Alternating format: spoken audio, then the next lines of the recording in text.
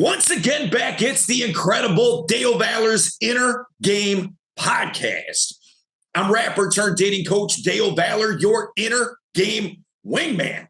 Listen, here's the deal. If you're new to this podcast, what we're talking about is inner game. What is inner game? Inner game is the relationship that you have with you. If all the other relationships in your life are suffering, in large part, and usually it's due to the relationship that you have with you sucks, right? So if you don't like yourself, how can you expect anybody else to either? So here's the deal, man.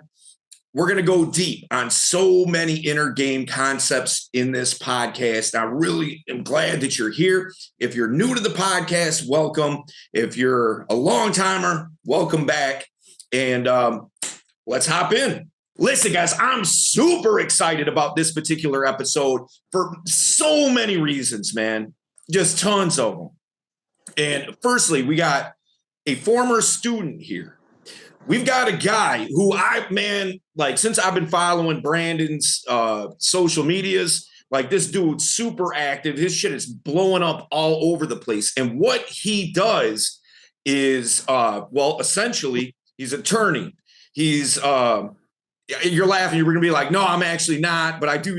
I love the way people introduce me because they're just like, I have no idea, but maybe something like this, possibly. Dude, I was on a podcast last week, and this guy's introduction of me I was like, man, I need you to follow me around. And anytime I do any public speaking or anything like that, just walk out and just introduce me. That was the best introduction ever. It was like, I'm watching him read it off his phone. And it went on for almost 3 minutes. Introducing me. Oh my God. I'm like, damn. I'm kind of feeling myself right now. I must be pretty dope. That's hilarious. Oh my God. So, attorney, kind of. Author, helps people with, not paying taxes. You don't like paying taxes. This is something you're going to want to check out. But bottom line is this is one of the main core reasons that I had Brandon Williams on today with us is because, as you guys know that listen to the podcast regularly, very inner game centric and, you have the relationship with you and all that kind of thing. I'm not going to rehash it too much because I said it a million times, but the bottom line is this, man. We haven't really talked about finances and things like that all that much on this channel. And this guy has so many ways of helping you out and being able to get yourself a little bit of financial freedom. How does that play to your inner game and the relationship you have with you? Well, I'll ask you this. How much more confident would you be if you walked into a bar Friday night and you just won $1 million? How would you feel? Ain't nobody going to be able to tell you shit. You know what I mean? Yeah. A girl rejects you, so what? Bitch, I just won $1 million. You know what I mean? So that's what I'm getting at here is the way that you're going to feel about yourself by having a little bit of financial security, a little bit of financial freedom and things like that, enabling yourself to start funding the type of lifestyle that you want, doing the things that you want to do, and being able to improve as you do it with your relationships and things like that. I'm not suggesting money is the cure-all, but, there's an old adage, it's better to cry in a BMW than it is on a bike, So look, man, I'm never going to say that money's a bad thing. It's not everything, but it is a thing for sure. Right. So Brandon, thank you, man, for joining us, dude. Definitely. Yeah, man, I've really been looking forward to this, and, the first thing, man, I want to bring up, dude, I remember, all right, so we were doing a modern success retreat, modern flirting at the time, name change and shit, but. Oh, you guys went through a name change. Okay, good. That's cool. Oh, you didn't know that? I wasn't aware of that. When I came out of the program, it was probably 6 months ago. It feels like 9 years. Okay. I really don't even know. I got you. Yeah, the name change was recent, man. Like 2 or 3 weeks ago. Oh, okay. There you go. Yeah. There you go. Yeah. So here's the deal, man. So I'm in LA. All right. And I'm there for one of our retreats. And I had been following Brandon's content on Facebook and Instagram and whatever. And I'm like, who is this one stupid fuck, man? And the reason I say I'm not clowning him like that. Like literally, like that's your IG handle, isn't it? That's the brand. Yeah. That's the brand name. Yeah. It's onestupidfuck.com. Yeah. So I'm like, I've been following this stuff, and I'm like, and I pull him aside. We're at the Airbnb that we were staying at, and I'm like, man, what do? Like I'm just seeing all this content coming out. Like, hey, you can do this hack. Hey, here's this, and then the next one's like, hey, did you know you're not an actual American citizen? Like, yeah, things like that. And I'm like, and so I'm like, what? It all super interesting, right? Yeah. But I'm like, what do you do? Like, how do you monetize this? Like, what is it exactly that you have going on? And you started telling it to me. Now, mind you, I was probably six shots in at the time. So what I retained probably wasn't, 100%, because I'm still not clear what it is that you do. Like, yeah, it's even the explanation changes all the time. So it's not just you, it's me too. It's basically, if you really want to boil it down, what it is it's a gigantic. Well, it's becoming a gigantic.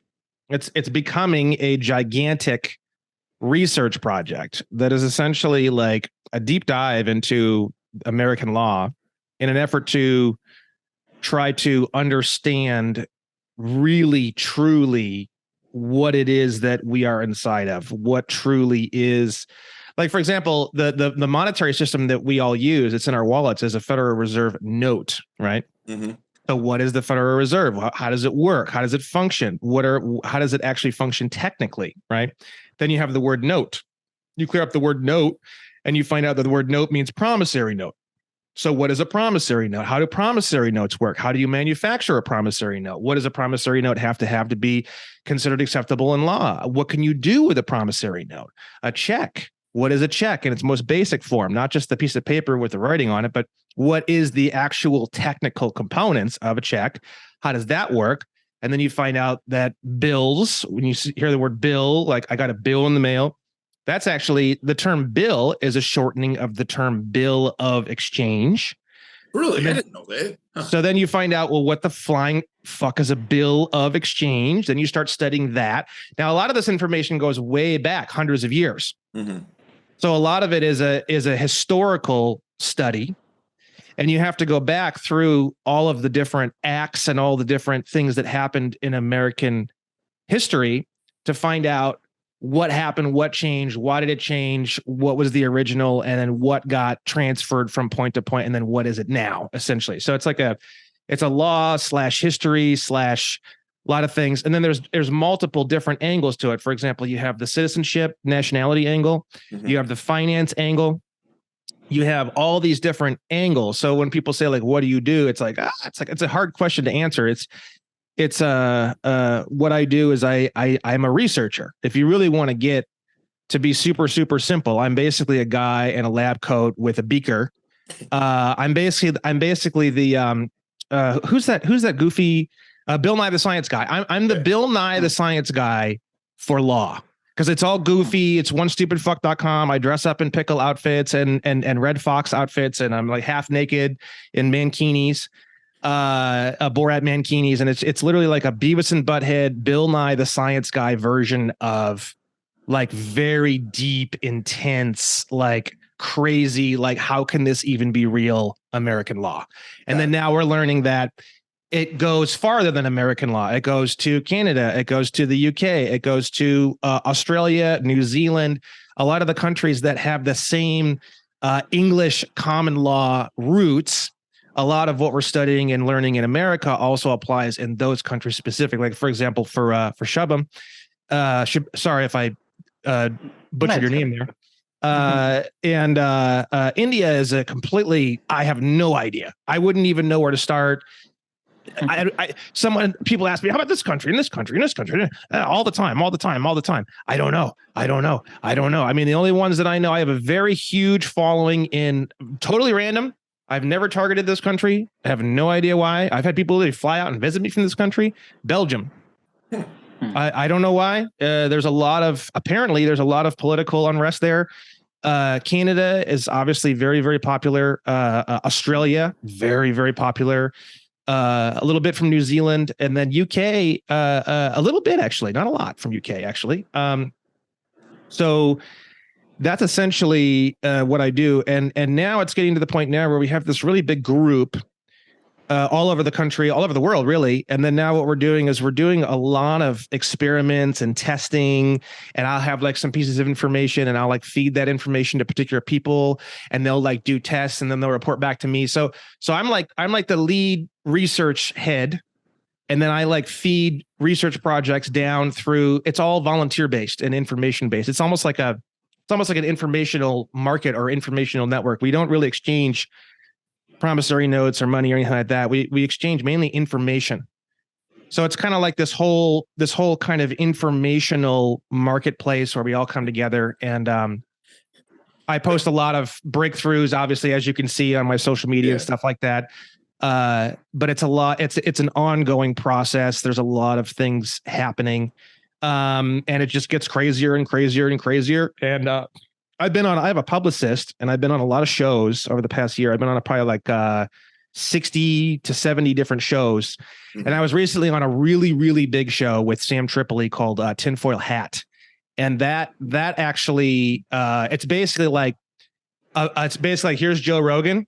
Yeah. It's one step down pretty much, but it's like a big, huge monster step. But it's like, it's the Joe Rogan of the non-mainstream.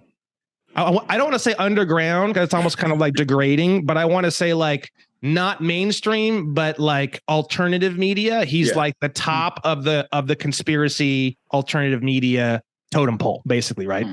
And he's actually a comedian here in LA, and I actually went and saw him a few times. I actually saw him last night, actually, at the Comedy Store down on Sunset, and that show really kind of sparked a huge pile of explosives that have been building up for a long time. That show was sort of like the spark that just boom, kind of really blew this whole thing up. It's been pretty crazy ever since. That's dope. Tinfoil Hat. So yeah, that's basically the background. I'm about ready to re-sign a new contract with my publicist to do more shows. Right now I'm doing about 5 shows a week. It's a bit much for me. I'm probably going to dial that down. And I recently left my day job to do this research full time. And I also opened a law office. You do not need a law degree. You do not need a bar card to be a lawyer. And I explain how all that works on my questions and answers page on my law firm website.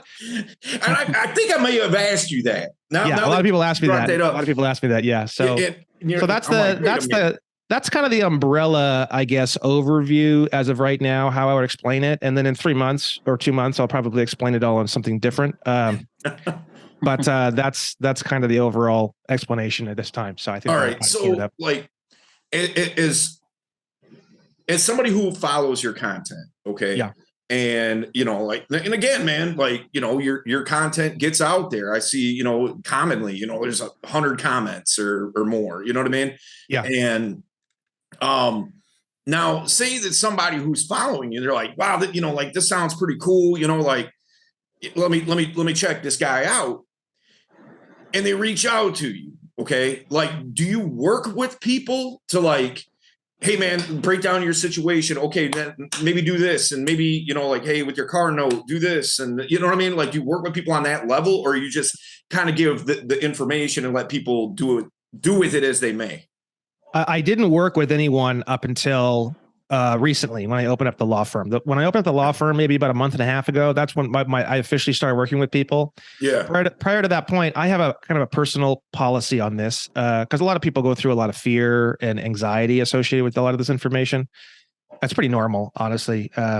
So this can't be. How can this be? I've been lied to my whole life. Oh my God, betrayal and getting rid of all your lawyers and getting rid of all your accountants and how scary it all is and what's the future hold. And it's just there's a whole litany of things that people generally go through. That's why I'm very, very big and I get requested a lot in the conspiracy theory, fringe, alternative media area, because they're already over that hill. They're already on the other side of that hill. So for them, this information is emotionally elating. Like this is like the freedom card they've been looking for like 10, 15, 20 years. They go absolutely batshit crazy. But for people who are not in that particular arena, because nothing that I do really is a conspiracy theory. That's the funny thing about it. Like it's all like I ground everything, bro. I'm like someone send me something. I'm like, I need it grounded. It's got to be grounded or I can't use it. And I'm like searching around, trying to find shit and trying to piece it all together. And then when I can ground it, that's when I publish it. So none of it's a theory, but in that arena of the conspiracy theory arena, they just go absolutely crazy for this information. They love it. So this information has floated around in small, incoherent pieces in a lot of areas. And I'm pretty much the first person to come along and like very, very, very carefully organize and tag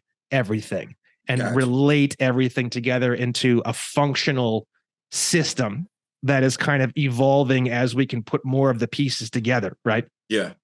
So yeah, that's the short story, I guess you could say. Do you know, are you familiar with the Y files? Do you know what that is? No. All right. Maybe check that out. I don't think it directly relates to you, but it's in that same world. And AJ, the guy who runs it, hosts it, and all that kind of thing. It's on YouTube. It's a big YouTube channel. But it just kind of blew up just kind of recently, within the last 6 months, with like basically 10 times their subscribers and all that kind of thing. And, wow. Actually, do you know who Gino Gentile is? Stand-up comic? No. Okay. Well, he's all right. Well, he's AJ's brother, and he works on that too. But he lives in LA, and he plays the store, things like that. So, oh, okay, yeah. Very cool. But anyway, that aside, they got a podcast for the Y files that like I could definitely see you like. You know what I mean? Like, yeah, that's kind of like my jam. They all, now I'm learning a lot of these big podcasts and a lot of these hosts, they all know each other. Oh, yeah. I didn't even know that. I didn't even know that until recently after doing like 50 or 60 shows. And now it's like, I'm being almost like honorarily commissioned into this, like, this group. And I find out they all know each other. And it's like, wow, so fascinating. So we've done multi-host roundtables. We've done all sorts of craziness, but yeah, I mean, Sam Tripoli is also really close friends with Joe Rogan. So he's been on Joe Rogan multiple times, and my material is definitely Joe Rogan material. I would agree. So I think that I'll probably be going on Joe Rogan pretty soon here, and then obviously when that happens, I am going to have to completely restructure my life in a very dramatic way. When that happens, it's just going to be absolute, complete fucking madness. Well, yeah, because I mean, at that point, it's like it becomes a thing of too big to fail, right? So it's not even that. It's just going to be, because I'm telling you, your typical show on Joe Rogan's like 10, 20 million. I'm telling you, like almost every show I've ever been on, and I'm not even saying this is like an egotistical thing, because I'm a very statistic based person. I've built a lot of businesses. I think kind of like a scientist, obviously, right? Yeah. I think like, what's the numbers? And like, I have a very unique way that I think about analytics and stuff like that. Like, for example, with my video channels and stuff like that, I base all of my statistics off of watch time, not subscribers or views. Right. Yeah. Because views, they can click on it and click out in 10 seconds. You never know. And all my material is all long form. Everything I do is long form. Yeah. I mean, 2 hours is like short for what I do. Right. So for me, it's like, I want to know watch time. And then I base everything not on the numbers of the people following me, but I base my success off of my fanatics, my psychotic core, right? Yeah. The ones that would like probably die for me. That's the people that I like. When I see that happening and I see more of that happening and I see a large base of that, that's what I base my success off of. Not like people ask me, how many subscribers do you have? I literally don't even know. I don't even check, because I base it all off of that. Right. So when Joe Rogan hits and I finally do Joe Rogan, the show is probably going to get, 30 million views or watches or more, right? Because literally almost every show I've ever been on, they tell me afterward it was the most successful show we've ever done. Even the most shocking one was actually the Free Thought Project, which is a way back. That's like the alternative media that goes all the way back to like 2003, 2004, like MySpace days. It's one of the oldest alternative media channels, right?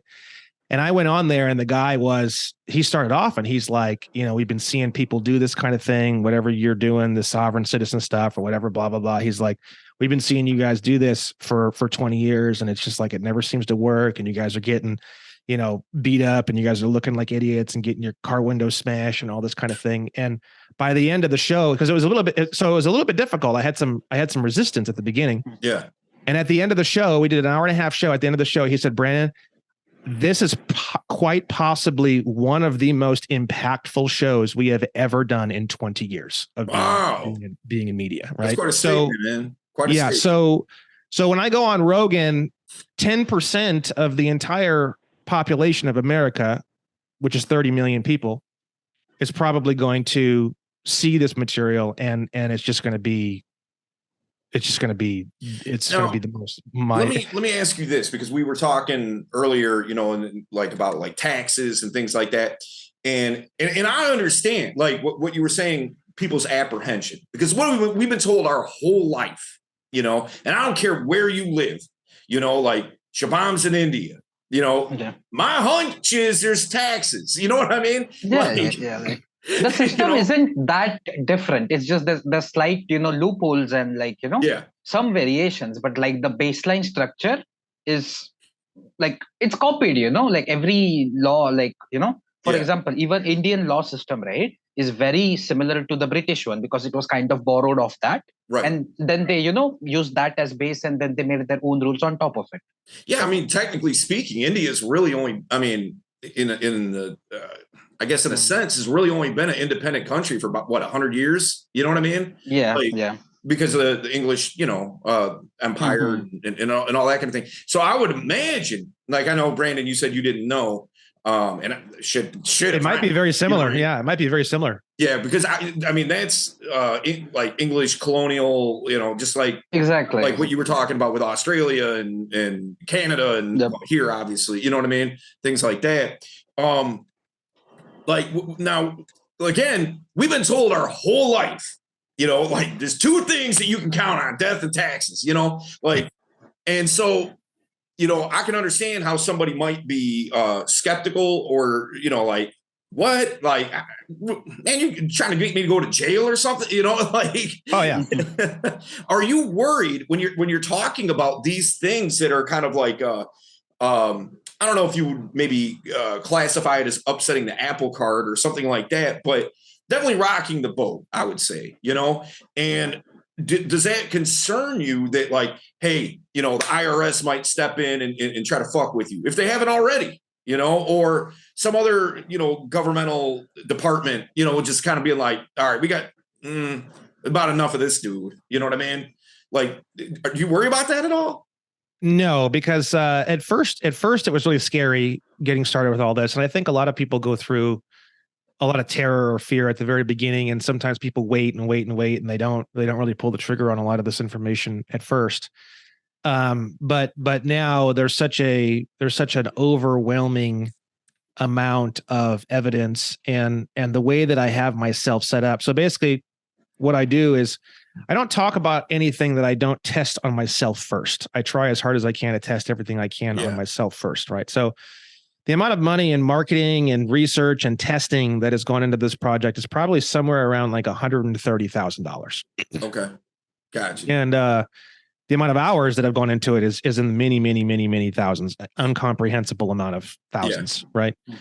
So the answer to your question is no. Now at this point where I'm at now, the way that I'm set up legally is so extreme. There's probably not a single human being in the world, even billionaires, that are set up the way that I'm set up. I literally don't even exist in the system, basically.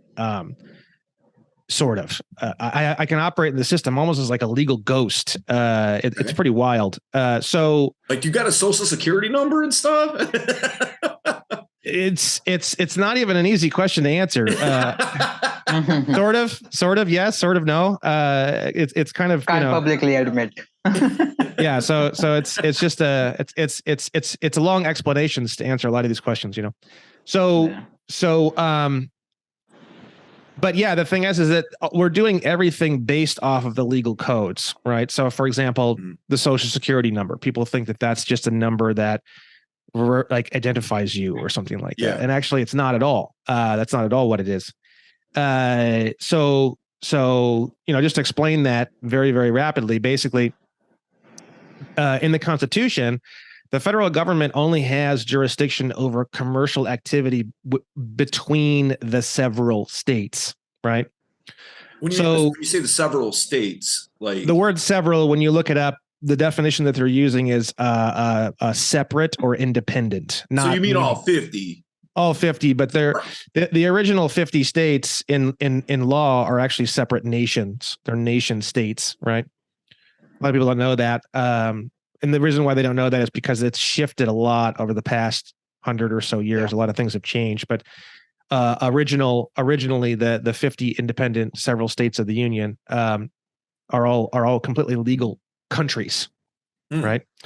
So basically, the way it works is when you're born, if you get a copy of there's two different types of birth certificate, right? There's the normal birth certificate, and then there's the certificate of live birth. Sometimes they call it a complex birth certificate. Sometimes they have all these different stupid names for it, but it's really just a long form birth certificate or certificate of live birth. That's basically a receipt.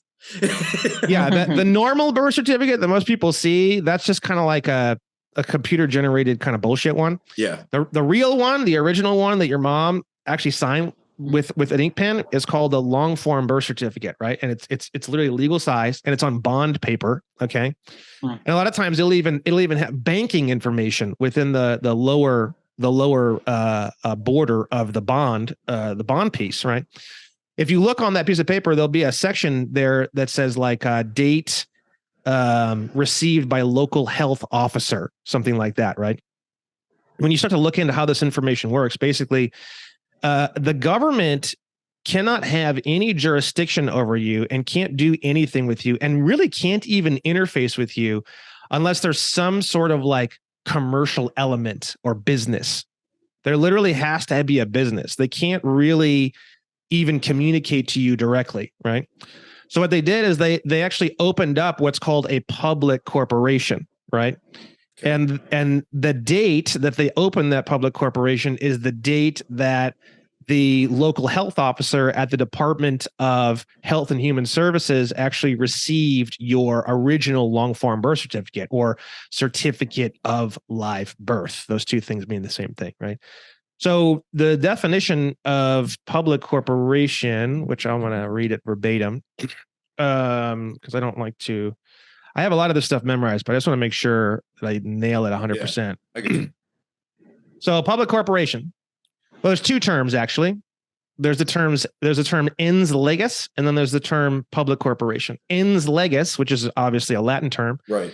That means a creature of the law, an artificial being as contrasted with a natural person. Applied to corporations considered as deriving their existence entirely from the law. And the reason why is because in law, the definition of the word person, this is from the tax code, the term person shall be construed to mean and include an individual, a trust, estate, partnership, association, company, or corporation. So in law, all corporations are persons, and you are also a person, right? So there's a lot of confusion here, and people get confused because they're filling out form and it says person, person, person, person. And what you don't realize is you don't know if they're talking about a corporation or if they're talking about you as a natural person, right? And then you look up the definition of public corporation. It's very clear what it means.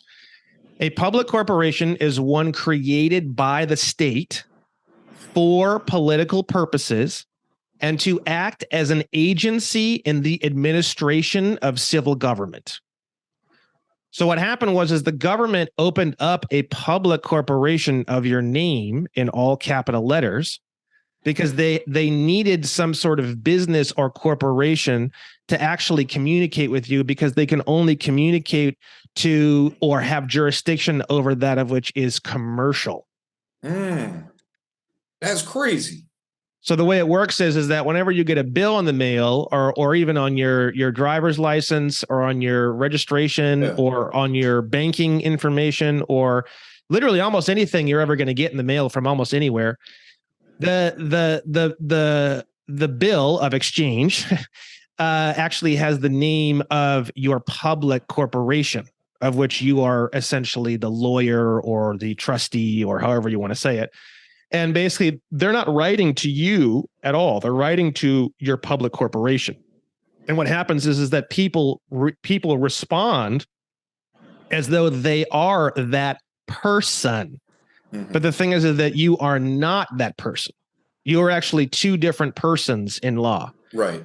Person number one is the natural person, which is the legal technical term for like a living human being. Flesh and blood. And then flesh and blood. And then you have the corporate person or corporate body, which are both actually legal terms, which is your public corporation, which is a business which operates in the commercial world. So that name, that all capital letter name, that public corporation, is literally an interface between yourself and the government, right? And it's also an interface between you and the bank, and it's also an interface between you and pretty much any commercial activity. Now, what's so cool about this, when you understand how this works, businesses give you limited liability in commerce. For example, if let's say a Starbucks barista sexually harass someone in the workplace, the CFO is not going to prison, right? Because you have the corporate protections, you have the corporate veil, you have the corporate limited liability, right? Trusts give you that same limited liability, by the way. But anyways, so corporations give you limited liability in commerce. So when you start to understand how this all works and why this is all put together and how it's all put together, what you're doing is that you take a step back from your corporate body. You separate yourself from that corporate body, and then you use that corporate body as a legal shield when you're operating in commerce. Okay. So like, all right, hypothetical here. We'll say that, okay, I'll use myself as an example. All right. I did real estate for a lot of years. Okay. And, being a coach with Modern Success, all this time, I've been subcontracted, right? I'm not an official employee, right? Mm-hmm. So, it's incumbent on me for the money that comes in. It goes directly to me, and it's my responsibility to pay my taxes. Mm-hmm. It doesn't get taken out of a check, So now, if I'm to say, like, well, Brandon told me I ain't got to do none of this. You know what I mean? Like, what's the recourse? You know what I mean? Like how, because basically my understanding, I'm not trying to. No, I understand. This is fringe. This is fringe. And like I said, most of the shows I'm on are shows that, your typical person probably wouldn't watch, to be honest with you, Yeah. So would you mind if I did a screen share and just showed you some things? I can do that. Hold up. Let me give the access here. Should be good. So in order to really get into a lot of this, I have to do a bit of a show and tell, which is fine. This is usually what I do because I mean, I don't really like to talk about much of anything without showing a lot of the original material, or at least reading the material verbatim, like I just did. That's about as low as I'm willing to go. Yeah. But 28. So if you want to look up laws and stuff on the internet, it's really easy. Okay, all you do is you just type in whatever law you're trying to look up, and then it'll pop right up, right? So I'll teach you how this works. It's very simple. It seems very overwhelming, but it's really not. So the United States Code is a body of law, one of the main bodies of law that we operate here in America, and it's divided by what's called titles, which is just sections. It's very, very simple. Title 1, Title 2, Title 3, Title 4.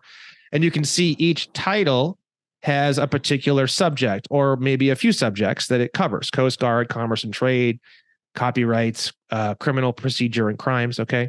Mm-hmm. So when you start to get more familiar with these kinds of codes, you can kind of start to figure out where something might be, and you can start to kind of piece it all together, right? So if we go to Title 28, Title 28 is judiciary and judicial procedure. Okay. We're going to go to 28 USC, which stands for United States Code, Section 3002. This weird S symbol just means section, right? Okay. Sometimes you'll see two weird S's in the circle in the middle. That just means subsection. Oh, got you. Okay. So this is a definition section. You're going to go down to definition number 15. You guys can see my screen, right? Yeah. Yeah. And we have here the definition of the term United States. United States means a federal corporation. So United States is a federal corporation. Now we're going to ask ourselves, where is that corporation located? The UCC is used all over the world. It's probably used in India as well. This is a larger body of law that's very international. It's very, very heavily used in America. It's very heavily used in most countries, I believe. It's called the Uniform Commercial Code. Again, everything is commerce when it comes to government, which is a huge secret, right? So we're going to go to UCC section 9-307, and we're going to go down to subsection H, and we're going to locate where is the federal corporation located. Location of United States. The United States is located in the District of Columbia. As to where most people would say the District of Columbia is located in the United States. No, that's true. That's not actually factual. Yes. Yeah. So United States is a federal corporation that is located only and exclusively in the District of Columbia. So the original 50 states of America, the republic states, for example, like all the original 50 states of America are all unincorporated. The District of Columbia is incorporated. Okay. So it's an entirely separate legal world that's based off of incorporated structure. And another word to describe what incorporated means is it means commercialized. So the District of Columbia is a commercial universe that is completely legally separated. It's a foreign, it's the District of Columbia is just as foreign to the 50 states of the Union as India is, or China, or Russia, or Zimbabwe. Doesn't matter. The District of Columbia is a completely separate, totally has nothing to do with America, foreign zone, and they've gotten jurisdiction over the 50 states through a very convoluted legal process, which I can explain, right? So United States is located in the District of Columbia. Now, the next part we have to go over is we have to go into Title 42, which is, let's take a look. Title 42 is the public health and welfare. Okay. So we're going to go into 42 USC 9102, and we're going to look at subsection 18, which is going to give you the definition of United States citizen. Now, I'm only going to go through part A of this because part B and part C are not really, it's just more complicated. It's not really necessary right now. Okay. So United States citizen means A, any individual who is a citizen of the United States by law, birth, or naturalization. So now I'm going to reread this, and I'm going to replace United States with District of Columbia, and it's going to make a lot more sense for you. United States citizen means A, any individual who is a citizen of the District of Columbia by law, birth, or naturalization. Now it's starting to take shape. We're starting to see here kind of what it is, right? So law means contractual agreement or some kind of contract. You're contracted into a body of law. Okay.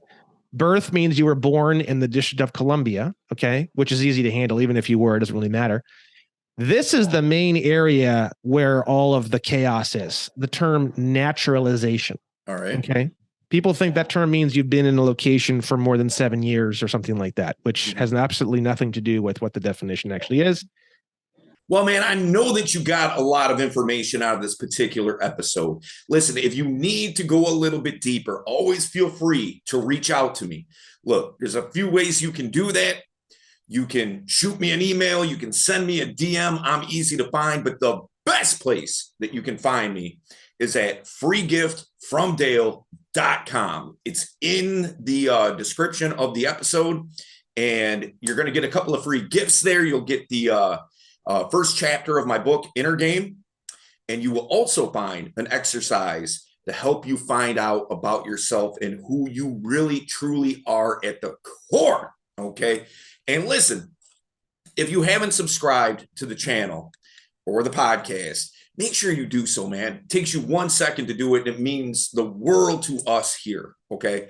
If you know somebody who could really use this information, feel free to share it, man. Don't hold it to yourself. You know what I mean? So we will see you in the next one.